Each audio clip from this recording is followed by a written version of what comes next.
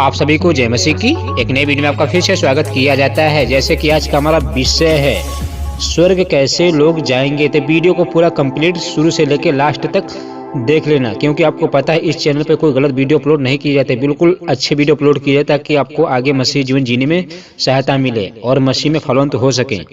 तो अगर आप चैनल पर नए हैं तो चैनल को सब्सक्राइब करें, वीडियो को लाइक करें, अपना कमेंट जरूर लिख दें। इस वीडियो को जरूर व्हाट्सएप पे, फेसबुक के मैसेंजर पे आप शेयर कर सकते हैं, लोगों के पास ये शेयर कर सकते हैं, बता सकते हैं। ठीक है, ये भी आप काम कर सकते हैं परमेश्वर के लिए। जरूरी नहीं कि हम प्रचार ही करें, परमेश्वर का आप ये भी काम कर सकते हैं, एक दूसरे के पास ये भेज सकते हैं। तो चलिए वीडियो को शुरू करते हैं। आज हर एक विश्वासी जो ईश्वर पर विश्वास करता है वह हमेशा यही सोचता है कि अब मैं स्वर्ग चला जाऊंगा। ऐसा नहीं है मेरे भाई। यीशु ने साफ वचन में कहा है कि बुलाए हुए तो बहुत हैं परंतु चुने हुए बहुत ही कम लोग हैं। यही बात हमें वचन में देखने को मिलती है, जैसे मत्ती 7 अध्याय उसका 13 और 14 वचन। यहाँ पर इस प्रकार से लिखा हुआ है, सकेत फाटक से प्रवेश करो, क्योंकि चौड़ा है वह फाटक और सरल है वह मार्ग जो विनाश को पहुंचाता है यानी नरक, और बहुत से हैं जो उससे प्रवेश करते हैं। यानी यीशु मसीह साहब कह रहा है बहुत से ऐसे लोग होंगे जो उस समय डाले जाएंगे, प्रवेश करेंगे चौड़े फाटक में, जो लूसीफर उनके दूतों के लिए बनाया गया है। आज मनुष्य खुद पाप करके उसमें जाना चाहता है, तो परमेश्वर इसमें क्या करे मेरे भाई। 14 में, क्योंकि सकेत वह है फाटक और कठिन है वह मार्ग जो जीवन को पहुंचाता है, और थोड़े हैं जो उसे पाते हैं।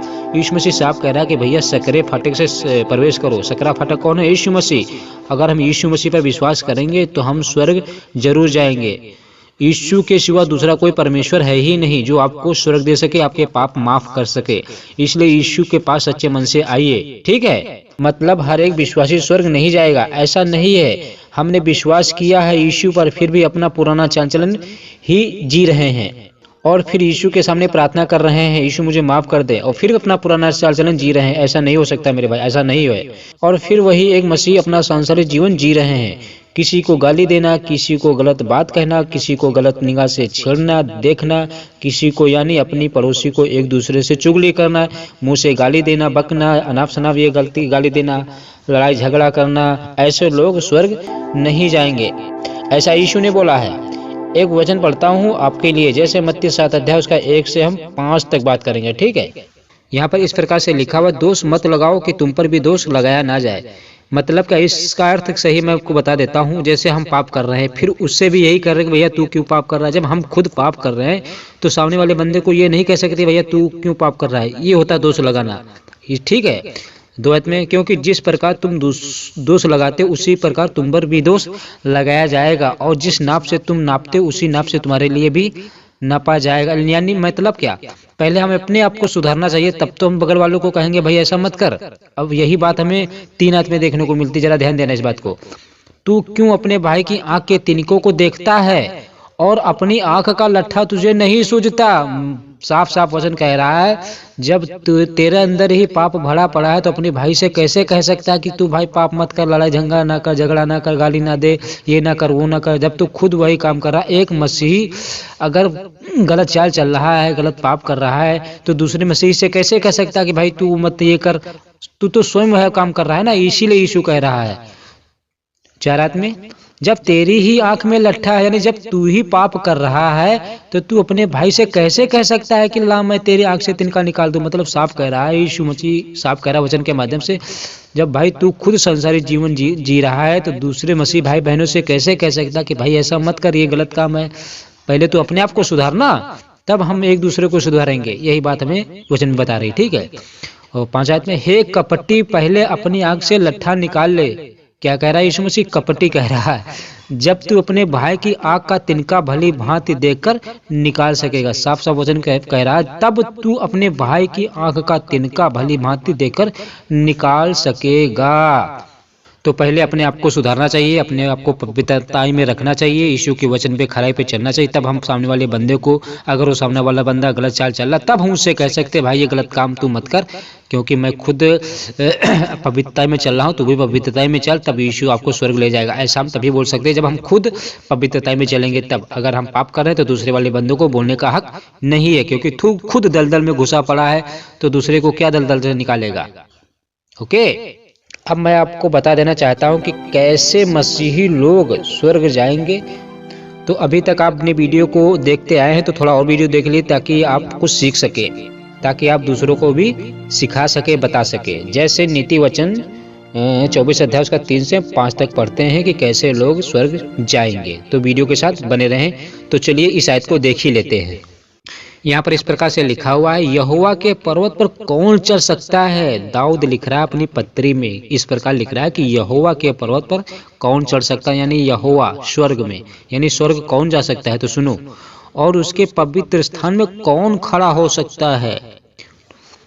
4 आयत में, जिसके काम निर्दोष और हृदय शुद्ध हैं, जिसने अपने मन में व्यर्थ बात की ओर नहीं लगाया और न कपट से शपथ खाई है, वह यहोवा की ओर से आशीष पाएगा और अपने उद्धार करने वाले परमेश्वर की ओर से धर्मी ठहरेगा।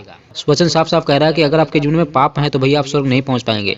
अपने हृदय को शुद्ध रखिए, अपने विचारों को शुद्ध रखिए, अपनी सोचों को शुद्ध रखिए, ठीक है। और अपने मन में जो है ना गलत गलत बातें सोचना बंद कीजिए, एक दूसरे के लिए कुड़ना बंद कीजिए, जलन रखना बंद कीजिए, गाली बकना ये सब बंद कीजिए। साफ साफ वचन कह रहा है अपने मन को व्यर्थ बात की ओर नहीं लगाया। हम किसी की तरफ गलत बातें न बोल सकते हैं, न सोच सकते हैं एक दूसरे के लिए, बस अच्छा ही अच्छा सोच सकते हैं। अगर आप यीशु के साथ स्वर्ग जाना चाहते हैं, अगर आप मसीह में फलवंत होना चाहते हैं, कुछ करना चाहते हैं, तो आपको ये करना पड़ेगा। तब दाऊद कह रहा है कि यहोवा की ओर से आशीष पाएगा, तब आप यहोवा की ओर से आशीष पाएंगे और उसकी प्रजा ठहरेंगे मेरे भाई, ठीक है। देखिए, अगर हम बिना उद्धार ही मर गए तो आपको नर्क जाना पड़ जाएगा, और जब आपकी मिट्टी कब्र में चली जाएगी तो उसके बाद क्या फायदा। जरा सोचिए भाई, जब आप मर जाएंगे, आपकी डेड बॉडी मिट्टी में मिल जाएगी, ठीक है, तब क्या प्रभु का धन्यवाद कर सकते हो? नहीं कर सकते हो। क्या परमेश्वर की जय जयकार कर सकते हो? नहीं कर सकते। फिर आपके लिए कितनी भी प्रार्थना की जाए, कितना भी उपवास रखा जाए, गिड़गिड़ाया जाए, कोई भी पास्टर आपके लिए प्रार्थना करे, सब व्यर्थ भैया, सब व्यर्थ। क्योंकि मिट्टी न परमेश्वर का धन्यवाद कर सकती है, न जय जयकार कर सकती है, न उससे प्रार्थना कर सकती है, क्योंकि मिट्टी मिट्टी होती है। क्योंकि मिट्टी से आत्मा निकल जाती है, और अगर एक बार बॉडी से आत्मा निकल गई तो फिर उसमें वापस नहीं आ सकती है। फिर उसके बाद मरने के बाद न्याय ही होगा, अंतिम न्याय, ठीक है। तो इसलिए आपके पास परमेश्वर ने मौका दिया है। अगर आपको अभी तक जीवित रखा है, संभाल के रखा है, तो परमेश्वर को अपना जीवन दीजिए, संसारी जीवन में नहीं, ठीक है। जैसे भजन संहिता 30 अध्याय उसका 9 वचन, यहाँ पर इस प्रकार से लिखा हुआ है, जब मैं कब्र में चला जाऊंगा तब मेरे लहू से क्या लाभ होगा। दाऊद लिख रहा है अपनी पत्री में, ठीक है। क्या मिट्टी तेरा धन्यवाद कर सकती है? यानी दाऊद कह रहा है अपने आप से, क्या मिट्टी यहोवा का धन्यवाद कर सकती? नहीं कर सकती है मेरे भाई, वो फिर मिट्टी हो जाएगी, फिर कोई लाभ नहीं होगा। क्या वह तेरे सच्चाई का प्रचार कर सकती? नहीं कर सकती है। इसलिए परमेश्वर ने अगर आपको जीवन दिया है, अभी तक जीवित रखा है, संभाल के रखा है, तो अपना सारा जीवन परमेश्वर प्रभु यीशु के पास सौंप दीजिए, ठीक है। यही आपके लिए भला होगा।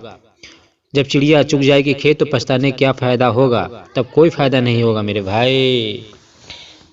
इसलिए अपना कीमती समय प्रभु को दें, ज्यादा संसारिक अभिलाषाओं के पीछे मत भागे, ओके। यहाँ पर नीति वचन, यहाँ पर भजन संहिता 31 अध्याय 6 पद कहता है, जो व्यर्थ वस्तुओं पर मन लगाते हैं, यानी जो मनुष्य, कोई भी मनुष्य जो व्यर्थ वस्तुओं पर मन लगाते हैं उनसे मैं घृणा करता हूँ। यहोवा कह रहा है, जो व्यर्थ वस्तुओं पर मन लगाते हैं उनसे मैं घृणा करता हूँ, नफरत करता हूँ, परंतु मेरा भरोसा यहोवा पर ही है। ये दाऊद कह रहा है, मेरा भरोसा यहोवा पर ही है। साफ साफ कह रहा है वचन कि जो लोग व्यर्थ वस्तुओं पर मन लगाते हैं उनसे मैं घृणा करता हूँ। इसलिए आप सांसारिक चीजों पे, अभिलाषाओं के पीछे, सुख विलास के पीछे मत भागिए, ठीक है। समय भैया कम है, दिन बुरे हैं, बचा लो अपने आप को, वरना पछताने का मौका नहीं मिलेगा। इसीलिए परमेश्वर ने वचन में कहा है, मत्ती 7 अध्याय उसका 13 और 14 वचन में, सकेत फाटक से प्रवेश करो, क्योंकि चौड़ा है वह फाटक और सरल है वह मार्ग जो विनाश को पहुंचाता है, और बहुत से हैं जो उससे प्रवेश करते हैं। तो हमें भैया चौड़े फाटक की ओर निगाह नहीं रखनी चाहिए। अगर चौड़े फाटक की ओर निगाह रखोगे तो आपके लिए खतरा पैदा हो जाएगा। और हाँ, आप लोगों के लिए एक चेतावनी और देता हूँ कि ज़्यादा हमें पैसा, धन दौलत के पीछे नहीं भागना चाहिए, संसारिक अभिलाषाओं के पीछे नहीं भागना चाहिए, एक दूसरे को अच्छा दिखाने के लिए नहीं भागना चाहिए कि जैसा वो सामने वाला बंदा कर रहा है, बाइक से चश्मा लगा के, पान पुड़िया खा के, गुटखा खा के घूम रहा है, तो मैं भी ऐसे घूम उठा लूँ। नहीं, परमेश्वर ने उसको नहीं चुना, आपको चुना है। परमेश्वर ने अपना लहू बहाकर आपको खरीदा है। तो अगर आप ऐसा करोगे, परमेश्वर के मंदिर को नष्ट करोगे, क्योंकि पवित्र आत्मा जो आपके अंदर बसता है, अगर आप परमेश्वर के मंदिर को नष्ट करोगे तो परमेश्वर आपको नष्ट कर देगा, मरने के बाद फेंक देगा नरक में। ठीक है, तो इसलिए अपनी सांसारिक अभिलाषाओं के पीछे, आंखों के अभिलाषाओं के पीछे, ठीक है, इन चीज़ों के पीछे मत भागिए, क्योंकि ये शैतान की तरफ से है। शैतान आपको लालच दिखाएगा, आप उसमें फंस जाओगे और वो अपने साथ लेके जाएगा। पर इसीलिए परमेश्वर ने वचन में साफ साफ लिखवा दिया है, जैसे मत्ती 6 अध्याय उसका 19 पद में यहाँ पर इस प्रकार से लिखा, अपने लिए पृथ्वी पर धन इकट्ठा ना करो, जहाँ कीड़ा और काई बिगाड़ते हैं और जहाँ चोर सेंध लगाते हैं और चुराते हैं, परंतु अपने लिए स्वर्ग में धन इकट्ठा करो, जहाँ ना तो कीड़ा और ना काई बिगाड़ते हैं और जहाँ चोर ना सेंध लगाते और ना चुराते हैं, क्योंकि जहाँ तेरा धन है वहाँ तेरा मन भी लगा रहेगा। साफ साफ वचन कह रहा है कि जहाँ तेरा धन है वहाँ तेरा मन लगा रहेगा।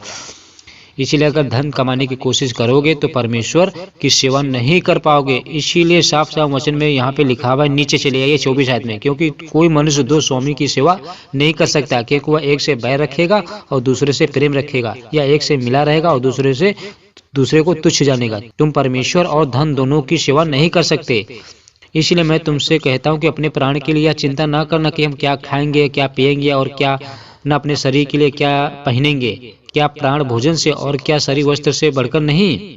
वचन साफ साफ कह रहा है कि कोई मनुष्य, अगर आप विश्वासी हो तो आप या तो परमेश्वर से प्रेम करो या तो धन से प्रेम करो। अगर आप धन के पीछे भागोगे तो परमेश्वर का प्रेम आपको नहीं मिलेगा। इसीलिए आप धन के पीछे मत भागिए, परमेश्वर के पीछे भागे। यीशु मसीह ने कहा है कि नहीं कहा है, साफ साफ वचन में कहा है मत्ती 6 अध्याय उसका 31 अध्याय में। इसलिए तुम चिंता करके यह न कहना कि हम क्या खाएंगे, क्या पिएंगे या क्या पहनेंगे, क्योंकि अन्य जाति इन सब वस्तुओं की खोज में रहते हैं, पर तुम्हारा स्वर्गीय पिता जानता है कि तुम्हें इन सब वस्तुओं की आवश्यकता है। अन्य जाति कौन लोग हैं? जो यीशु पर विश्वास नहीं करते, वो लोग इन चीज़ों के पीछे भागते रहते हैं, गाड़ी बंगला मोटरसाइकिल, इन चीज़ों के पीछे भागते रहते हैं। परमेश्वर ने हमारे लिए स्वर्ग में एक सोने का मकान, सोने की सड़क रखी है मेरे भाई, स्पेशल। तो हमें उसकी ओर निगाह देखना चाहिए, हमें अनंत जीवन की ओर ताकना चाहिए। ठीक है, और साफ साफ वचन में लिखा हुआ है, इसलिए पहले तुम परमेश्वर के राज और उसके धर्म की खोज करो तो ये सब वस्तुएं तुम्हें मिल जाएंगी। पहले तो हमें परमेश्वर को जानना चाहिए, पहचानना चाहिए कि परमेश्वर है कौन, क्या चाहता है, परमेश्वर कौन है, इस पृथ्वी की सृष्टि कैसे हुई, पेड़ पौधे कैसे बने, पेड़ पहाड़ नदियाँ स्वर्ग ये सब कैसे बने, इसकी खोज करनी चाहिए। तभी कह रहा है तू पहले परमेश्वर की खोज करो तो सब वस्तु तुम्हें मिल जाएंगी। अतः कल की चिंता ना करो, क्योंकि कल का दिन अपनी चिंता आप कर लेगा। आज के दिन के लिए आज ही का दुख बहुत है। यीशु कह रहा है कि कल की चिंता भैया ना करो, ज़्यादा दिमाग लगाने की कोशिश मत करो, ज़्यादा स्मार्ट बनने की कोशिश मत करो। यीशु साफ साफ कह रहा है कि अगर मुझको छोड़कर अगर धन के पीछे जाओगे तो आप खतरा उठाओगे। इसलिए ज़्यादा धन मन के चक्कर में मत पड़िए। ठीक है, समय कम है, दिन बुरे हैं, इसलिए सारा समय परमेश्वर को दीजिए। थोड़ा बहुत तो समय परमेश्वर को दे ही सकते हो। सुबह शाम प्रार्थना करते रहिए, वचन पढ़ते रहिए, क्योंकि कभी भी किसी वक्त यीशु आ सकता है, रैप्चर हो सकता है। अगर आप यहाँ पे छूट जाएंगे तो बहुत बड़ी बदनामी होगी, फिर आपको दूसरा मौका नहीं दिया जाएगा, स्वर्ग आने में कोई दूसरा आपको मौका नहीं मिलेगा। इसलिए परमेश्वर के पास सच्चे मन से आइए। ठीक है, जो आत्माएं आज मरी हैं, यानी जो मनुष्य आज मर गए हैं, जो नरक गए, उनसे पूछो क्या हाल हो रहा होगा उन पर।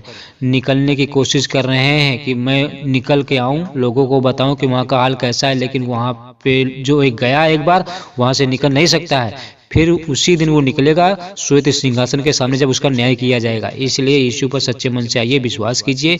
सर्वशक्तिमान परमेश्वर आपको माफ़ करना चाहता है और माफ़ कर देगा, क्योंकि परमेश्वर ने, प्रभु यीशु ने आप सबके लिए लहू बहाया, तो उसकी लहू की कदर कीजिए और शैतान को हराने की कोशिश कीजिए। आपके पास वचन है, परमेश्वर का वचन है, आप शैतान को हरा दीजिए। वचन साफ साफ कह रहा है, जो तुम्हारे अंदर बसा हुआ ना पवित्र आत्मा, उससे बड़ा है जो इस संसार में, यानी शैतान से बड़ा है जो आपके अंदर पवित्र आत्मा है। तो साफ साफ कह रहा है कि हमें डरने की जरूरत नहीं है। लेकिन आज मसीह शारीरिक अभिलाषाओं में फंस जाते हैं, शारीरिक तौर से फंस जाते हैं और शैतान के चुंगल में फंस जाते हैं और मसीह में फलवंत नहीं हो पाते। अगर आपके पास वचन नहीं है तो आप फंसे ही रहोगे, आप कभी फलवंत नहीं हो पाओगे। इसलिए जब तक आप बाइबल नहीं पढ़ोगे, प्रार्थना नहीं करोगे, तो कैसे परमेश्वर के वचन में फलवंत हो पाओगे? आप बताइए। परमेश्वर के पास आइए, सच्चे मन से आइए। यीशु साफ साफ कह रहा है मत्ती 7 अध्याय उसका 7 वचन, मांगो तो तुम्हें दिया जाएगा, ढूंढो तो तुम पाओगे, खटखटाओ तो तुम्हारे लिए खोला जाएगा। क्योंकि जो मांगता है वह उसे मिलता है, और जो ढूंढता है वह पाता है, और जो खटखटाता है उसके लिए खोला जाएगा। वचन साफ साफ कह रहा है कि हमें बुद्धि मांगनी चाहिए, ज्ञान मांगना चाहिए, ना कि इन संसारिक वस्तुओं की खोज करनी चाहिए। हमें इसकी मांग नहीं करनी चाहिए, हमें ज्ञान बुद्धि बाइबल का ज्ञान मांगना चाहिए। तभी आप मसीह में फलवंत हो पाओगे, तभी आप यीशु के लिए खड़े हो पाओगे। आशा करता हूँ छोटी बहुत जानकारी आपको समझ में आई। वीडियो को लाइक करें, चैनल को सब्सक्राइब करें, और ये वीडियो अपने दोस्तों को व्हाट्सएप पे शेयर कर दें। अगले विषय के लिए फिर मिलूंगा, तब तक के लिए जय मसीह की, गॉड ब्लेस यू। आप प्रार्थना में लगे रहिए, वचन में पढ़ते रहिए, क्योंकि रैप्चर कभी भी हो सकता है, किसी दिन भी हो सकता है। ऐसा ना हो कि आप यहाँ छूट जाए। अगर छूट गए तो भैया गई भैंस पानी में, ठीक है। वही हाल होता है ना, जैसे ट्रेन आई, अगर आप उस पर बैठ पाए तो बैठ पाए, वरना चली जाएगी, फिर आपको नहीं दोबारा वो आएगी, फिर दूसरी आएगी, ठीक है। वैसे जैसे घर में लाइट कभी आती है कभी जाती है अचानक, ठीक है, जैसे अचानक लाइट जाती है आपके घर में, वैसे अचानक यीशु मसीह आएगा। अगर आप उस समय फलवंत नहीं हुए, अगर आप वचन में मजबूत नहीं उस समय मिले, तो अगर आप जागते हुए नहीं मिले, तो आपको यीशु छोड़कर चला जाएगा। फिर आप रोते बिलखते यहाँ पे रह जाओगे, फड़फड़ाते रह जाओगे, कोई फायदा नहीं उस समय होगा, ठीक है। तो इसलिए आपके पास समय दिया गया है, तो अपने आप को बचा लो, समय की कदर कीजिए, यीशु की इज्जत कीजिए, ठीक है। परमेश्वर आपको आशीष दे। God bless you. जय मसीह की। आप वचन में फलवंत बने रहें। आमीन।